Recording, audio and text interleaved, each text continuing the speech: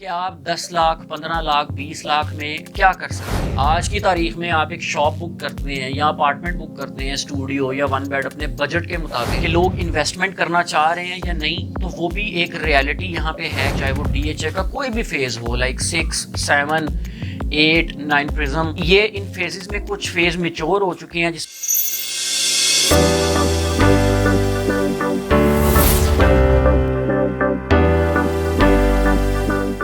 जी अस्सलाम वालेकुम, मेरा नाम असदुल्ला अवान है और बाहू स्टेट के प्लेटफॉर्म से मैं आपको खुशामदीद कहता हूँ। जैसा कि आप मेरी वीडियोस को देखते रहते हैं, मैं लाहौर रियल स्टेट की मार्केट को कैप्चर करके आपको बताता हूँ कि हमें कब, किस वक्त और कहाँ पे इन्वेस्टमेंट करनी चाहिए। तो आज का मेरा टॉपिक एक तो ये है कि मैं मार्केट की ताज़ा तरीन सूरत हाल आपको बताऊँ, और सेकंड जो मेरा मेन टॉपिक है वो ये है कि अक्सर औकात मुझे इस तरह की इंक्वायरीज़ देखने को मिलती हैं जिसमें लोग पूछते हैं कि 10 से 15 लाख रुपए के अंदर हम रियल स्टेट में किस तरह से एंटर हो सकते हैं, और अगर हम 10, 15 या 20 लाख रुपए की इन्वेस्टमेंट कर रहे हैं तो हमें किन चीज़ों का ख्याल रखना चाहिए। तो एक मेरा टॉपिक ये है और दूसरा मैं आपको मार्केट की सिचुएशन के बारे में गाइड करता हूँ। तो सबसे पहले हम करंट सिचुएशन को देखते हैं। अगर हम डीएचए लाहौर की बात करें तो उसमें खातर ख्वाह कोई इजाफा नहीं है। इनफैक्ट रेट्स मुझे उधर ही देखने को मिल रहे हैं। इवन के जो क्लाइंट्स ऑफर पुट कर रहे हैं वो थोड़ा सा नीचे की वो ऑफर पुट कर रहे हैं। लेट्स सपोज एक ऑनर अगर 2.5 करोड़ रुपया डिमांड कर रहा है अपने प्लॉट की, फर्स्ट ऑफर 2.15 और 2.20 की लग रही है। 30 से 35 लाख रुपया, 40 लाख रुपया ऑफर नीचे लग रही है।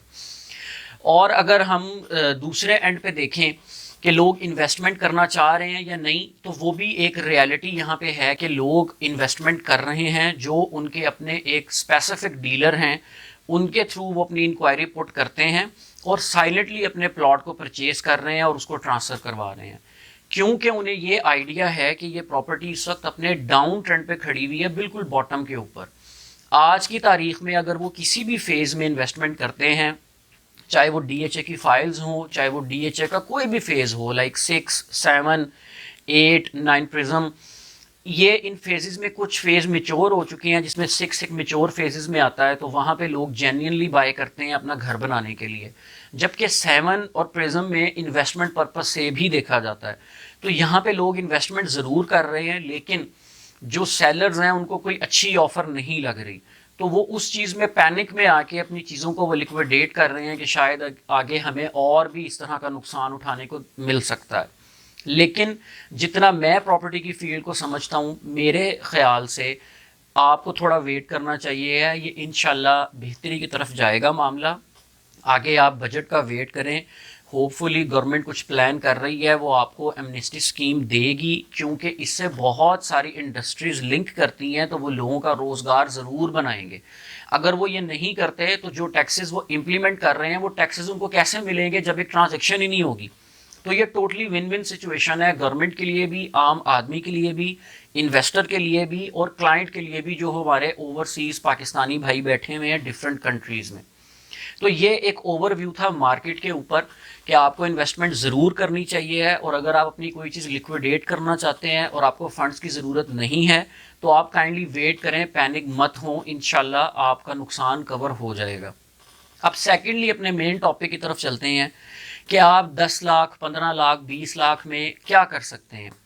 अच्छा, मेरे सर्कल में कुछ लोग ऐसे आते हैं जो आज से 2 साल पहले, 3 साल पहले भी यही प्लान कर रहे थे कि हमारे पास 10, 15, 20 लाख पड़ा हुआ है, हम इसका क्या करें।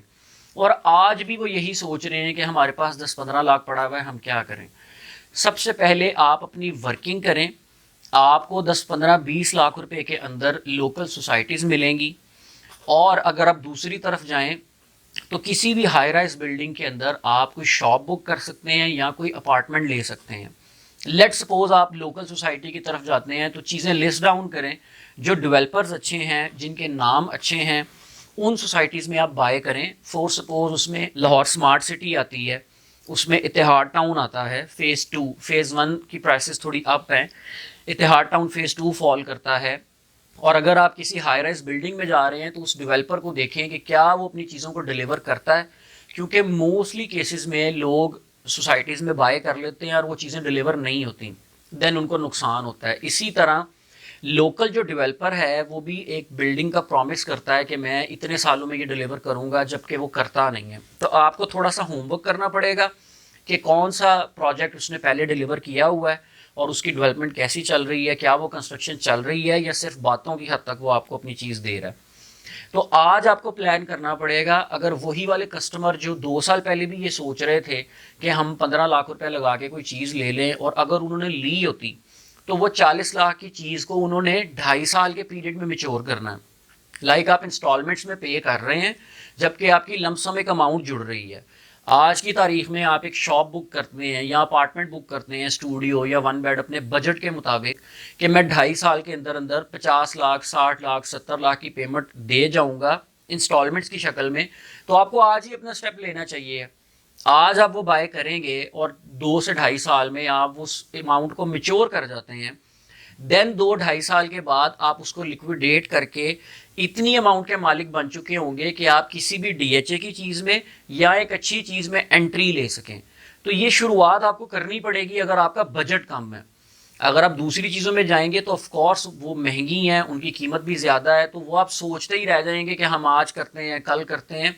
आपको किसी लोकल जगह से शुरू करना पड़ेगा, उसको आप लें, अपने नाम पे रखें, उसकी इंस्टॉलमेंट्स देते रहें। जब वो चीज़ मेच्योर हो जाए उसको लिक्विडेट करें एंड देन एक बड़ी चीज़ प्लान करें। तो होपफुली आपको ये मेरी बात समझ आई होगी और मेरी ये वीडियो काफ़ी इन्फॉर्मेटिव लगी होगी। अगर इस तरह की वीडियोस को आप देखना चाहते हैं तो काइंडली मेरे चैनल को सब्सक्राइब कर दें, और कहीं पे भी आप प्रॉपर्टी से रिलेटेड कुछ भी बाय करना चाहते हैं या सेल करना चाहते हैं तो नीचे स्क्रीन पे आप मेरा नंबर देख रहे होंगे। Thank you so much. अल्लाह हाफिज़।